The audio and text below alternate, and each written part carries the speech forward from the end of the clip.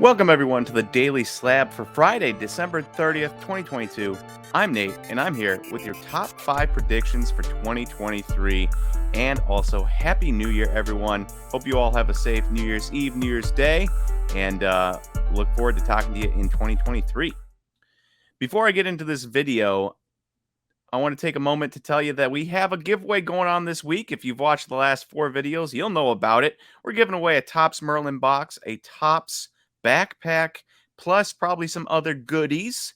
And that is going to one person, and you can enter that by subscribing to the SlabStox YouTube channel, liking this video, and commenting on this video what your favorite or your best prediction for 2023 in sports cards is. Of course, this is different than the last 4. If you've watched the last 4 videos, you'll know what you had to do for those. This one, like, subscribe, and comment your predictions for 2023 in the comments section below.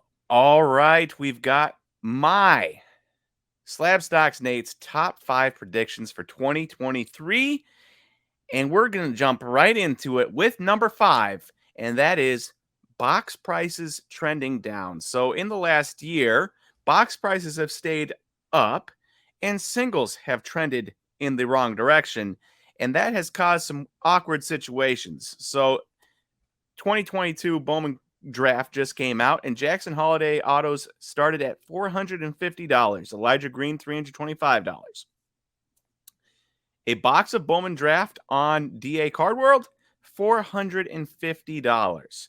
A Bowman Super Jumbo, $719. You're barely making your money back if you hit both these guys off of a Super Jumbo in one box, and you're not making your money back if you hit one of these guys, or just making your money back completely before fees if you hit Jackson Holiday on a regular jumbo. And obviously, people aren't buying the boxes hoping for a base auto, but I do think there needs to be some sort of, if you hit the top guy in the class base auto, you should be making money. If you're not making money off the top guy in the class in a base auto, I think that the boxes are too expensive. So my prediction here is that people, with the economy the way it's going, people kind of ease up on buying boxes, maybe ease up on buying breaks, and that causes prices to come down, at which point they jump back in.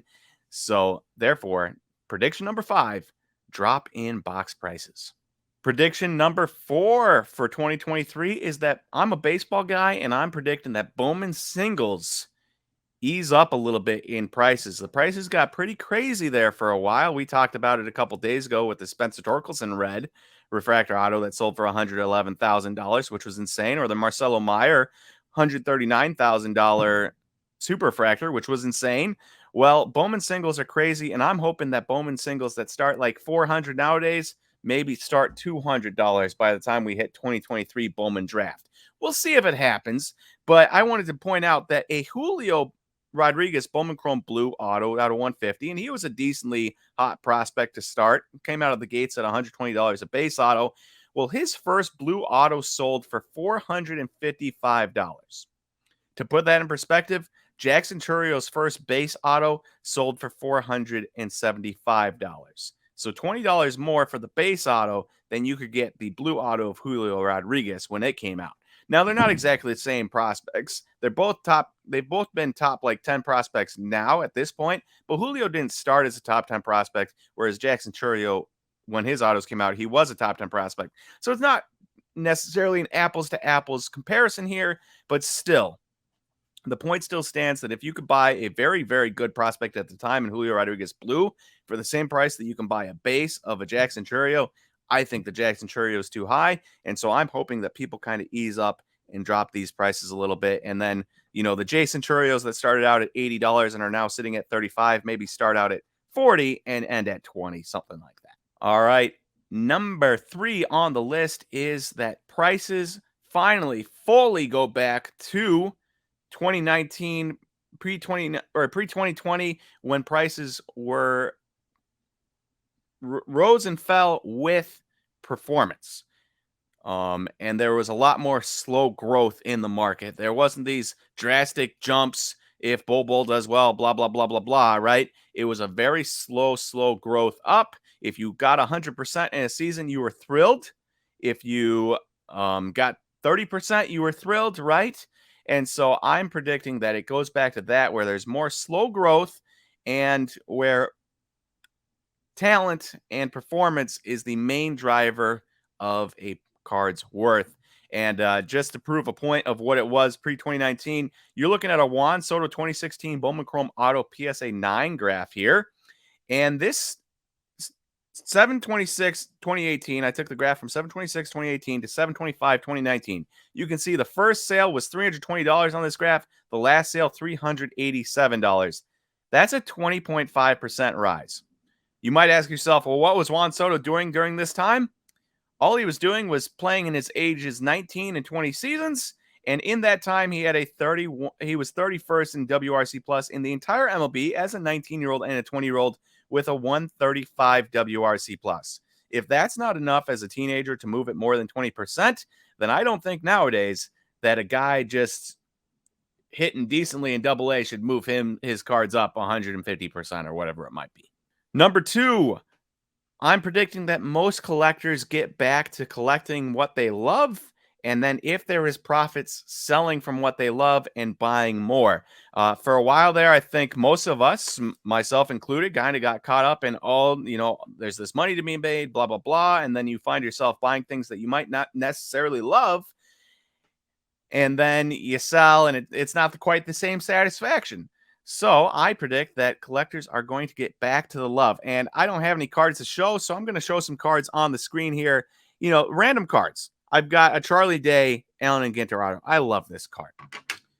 Svi Mikhailuk, pink pulsar that I pulled myself when we were going for Luka Doncic. I'm a Kansas fan. Svi, love this card. Even something as fun as a Nintendo sticker from Punch Out, my favorite character to play on Super Smash Bros. On the Switch. Whoop up on Aaron every time I play him. Stuff like this is so cool. Ryan Braun, rookie auto. Love to have that. Aaron Ashby, gold label. Turns out gold labels are really hard to get, and I've got the Premier Party Aaron Ashby card here that has a gold label. Quite honestly, if Aaron Ashby pans out, might be my most expensive card I own. And yet, I love it, and it's probably not going to get sold unless it goes insane. And various other things. Adoka Azubuike, green courtside. Like, he hasn't panned out, but I love having the card. I wouldn't change anything. Guy walked up to me at the National, said, I don't know, I'd take $60. And I said, done deal. I wasn't letting Adoka Azubuike a green courtside walk away. Numbered out of 5, walk away from my booth when I'm a Kansas fan. I'll take that all day long. And so I'm predicting that a lot of people will get back to that. They'll get back to the love of the sports card and the love of their teams. And if Adoka Azubuike pans out, okay, I'll sell it. I'll move it. And if he doesn't pan out, well, sweet. I have one of the best Kansas Jayhawks centers of all time in my collection, one of his nicest rookie cards. I'll take it. And then number 1 on my list for predictions for 2023, the World Cup is now done, and I'm predicting that the soccer market, not the interest in the soccer market, but the soccer market prices will trend down. Now, I'm not being a pessimist about soccer here. I like the sport. I like ripping the wax. I like following along. I like hearing people talk about it. It's very cool. I like playing FIFA on the Xbox. So I'm not trying to be pessimistic.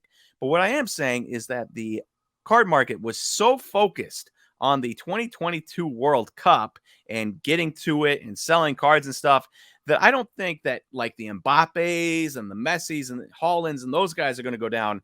But you're looking at Kevin De Bruyne here. His 2020 Kaboom PSA 10 was $780 on January 6th and $350 on December 20th. Now, Belgium had a really tough time and whatever, but it's a 54% drop in price between then and now. And I expect cards like that, not the Mbappes, not the Messis, not the Ronaldos, not the Haalands, but Kevin De Bruyne, Phil Foden, Mason Mount, Giovanni Reina, Jonathan David. The list keeps going of guys that aren't the cream of the crop, but second tier, maybe third tier. I expect those guys to go down, and that will give a lot of card collectors that are into soccer chances to buy really sweet grails at really nice prices where they aren't going to care if they sell it down the road or if they just keep it. So I'm predicting that the 2022 soccer market that was hot goes down in 2023, but it is a benefit to soccer collectors because they are going to be getting great deals. All right, and that is my last top 5, my top 5 predictions for 2023. I hope you have enjoyed this top 5 series to round out the year. I hope you all have a very wonderful New Year's Eve, New Year's Day. Stay safe. Stay safe. Just please stay safe. I can't stress that enough. And enjoy your weekend. Enjoy your New Year's Day. And I will talk to you guys in January 2023 for the next Daily Slab. See you, everyone.